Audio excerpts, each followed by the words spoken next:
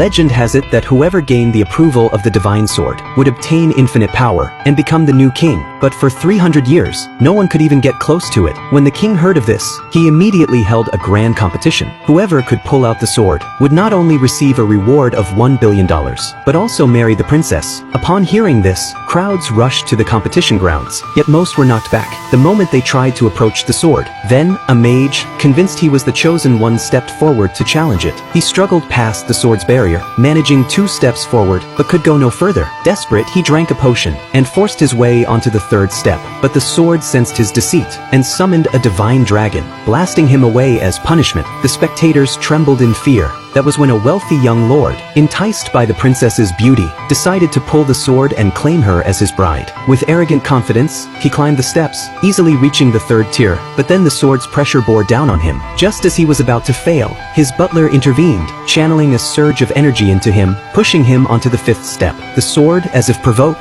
unleashed an even greater force. The butler then ordered all the servants to lend their life energy to the young lord, barely propelling him onto the 6th step. But the sword erupted with power, hurling him back in defeat. But the king was pleased and declared he would wed the princess to the nobleman. The princess, however, was furious, refusing to accept her fate. She stormed onto the platform, determined to wield the sword's power and change her destiny. But the sword's might was overwhelming. She barely made it to the 3rd step before collapsing. The young lord sneered, telling her to surrender and accept her place. Yet the princess refused, drawing her own blade in defiance. She pushed forward, reaching the 5th step, but could go no further. Just as despair took hold, a lone man moved by her resolve stepped forward to help. The young lord scoffed at the beggar's audacity, and even the princess doubted him, but the man ignored them, striding effortlessly past the crowd's stunned gazes, until he stood beside the princess. The young lord, enraged, accused him of cheating, but the man paid no mind. He walked on step by step, until he stood before the divine sword. Suddenly, the sword summoned the divine dragon again.